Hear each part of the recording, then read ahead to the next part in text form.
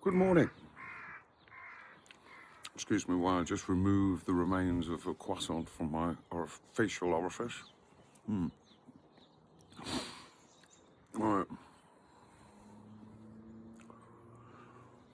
So, a lot of you will know about my insane ramblings and such like, but there's been an awful lot that's happened over the last few years, which has completely and utterly changed my whole outlook on life. Excuse the work attire. Constantly grafting these days and doing this, that and the other. But one thing that's really hit me very hard, and I'll say that because more particularly for the past year, I lost touch with somebody that was very, very important to me. Even though they were right there, they didn't want really to have an awful lot to do with me for whatever reasons. And that still fills me with a great sadness that I can't really cope with in any other way than accepting the situation for what it was.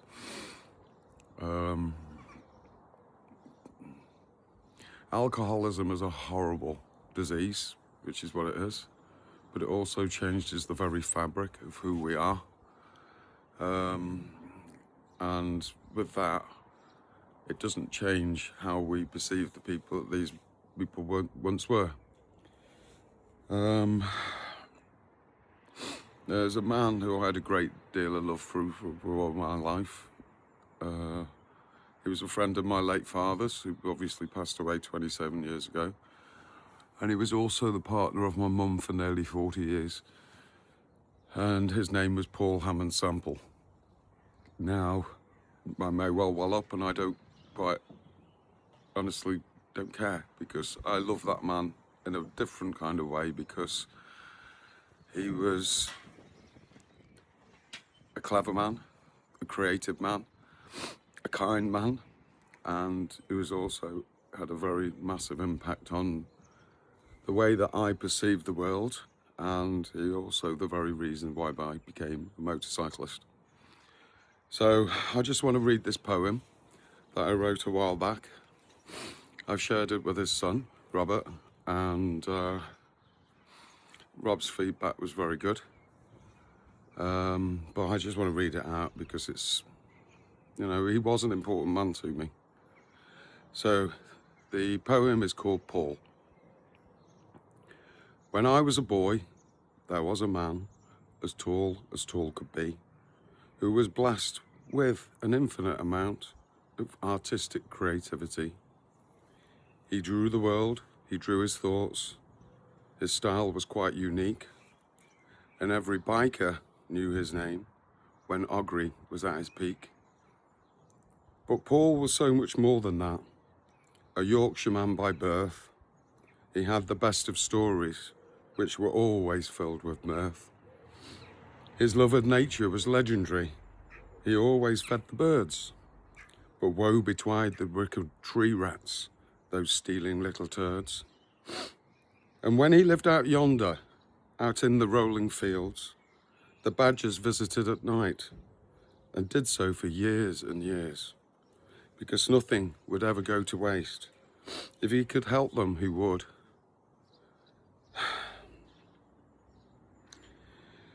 And trust me, Paul had exceptional tastes, so all those scraps were good.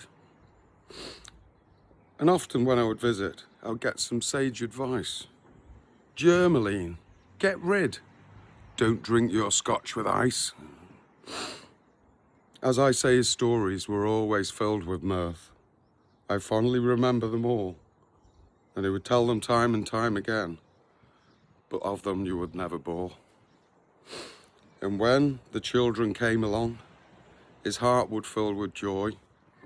He'd get out his special box, inside a few more toys. A soldier, a bus, a three-legged dog, a chicken, some fencing, a goose upon a log. Paul's imagination sprang to life. A joy to see it was, entrancing those wee children. who also feel our loss. But sometimes in life we lose our way and health takes away our call, and things that aren't quite as bright as they once were before. Our fleshy prisons break us down, but we move on more or less. Our bodies give up those fleshy prisons, take away those things with which we are blessed. So now I feel that Paul himself is as free as is now my mum. And they no longer now as they had once become.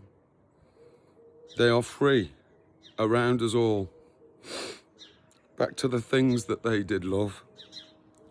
All things that nature gives for free, all around, below and above.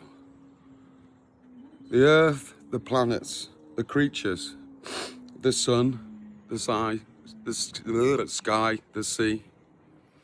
As Paul is now as Mum is, as part of life's infinity. I do miss him a lot. It was a good egg. And like I say, alcoholism is a very difficult thing for people to deal with. I've nearly been there several times in my life. I know of people that have been and have come back, and I know how hard that's been for them. But I urge anybody out there that has a friend, a family member who suffers with alcoholism to just remember that they are not who they really are. Alcohol is a poison. It's something that can change the very fabric of who we are meant to be. Fills you with resentment, anger, bitterness, and a need for something which we were never brought on this world to have. And that is a curse. So if you can see this out there, Paul, good on you, mate. Take care. I'll see you again.